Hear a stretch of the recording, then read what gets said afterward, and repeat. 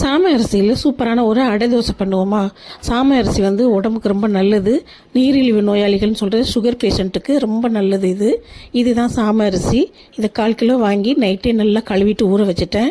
இதுக்கு ஈக்குவலாக போடுறதுக்கு வந்து 50 கிராம் கடலைப்பருப்பு, 100 கிராம் தட்டைப்பயிறு போட்டிருக்கேன்.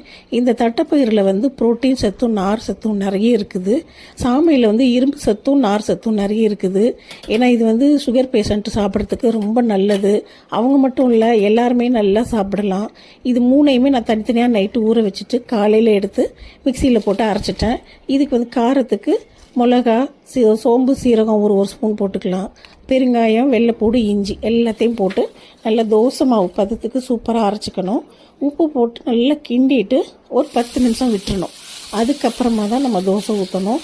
ஏன்னா அது வந்து கொஞ்சம் நேரம் செட் ஆகும், ஊறும், நல்லாயிருக்கும். அது இது ஊறுனதுக்கப்புறமா தோசையாக ஊற்றி எடுத்துட்டோம்னா நல்லா மொறுன்னு வரும். வெறும் தோசையாகவும் எடுக்கலாம். இந்த மாதிரி ஆனியன், கேரட்லாம் போட்டு கூட நம்ம தோசையாக எடுத்துக்கலாம். இதுக்கு வந்து நெய் போட்டு ஊற்றினோன்னா சூப்பராக இருக்கும். நான் வந்து ஆயில் போட்டிருக்கேன். நல்ல டேஸ்ட்டாக இருக்குது. சமைக்கும் போதே நல்ல வாசனையாக இருக்குது. 2 தோசை போதும் ஒருத்தர் சாப்பிட்றதுக்கு. ரொம்ப நல்லாயிருக்கும், வயிறு நிறைஞ்சிரும்.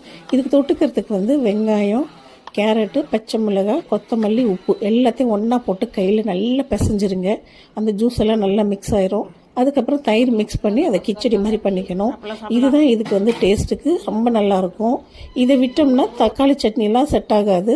தேங்காய் சட்னி மட்டும்தான் கரெக்டாக இருக்கும். நல்லா சாப்பிட்லாம். குழந்தைங்க, பெரியவங்கன்னு எல்லாருக்குமே கொடுக்கலாம். இது நைட்டுக்கும் காலைக்கும் நல்ல டிஃபன் ஐட்டம். இது நல்லா சாப்பிட்லாம், உடம்புக்கு ரொம்ப நல்லது. சாமை வந்து சிறுதானிய வகை தான். அதனால எப்போ வேணாலும் இதை சாப்பிடலாம். இன்றைக்கி டிஃபன் எங்கள் வீட்டில் இதுதான்.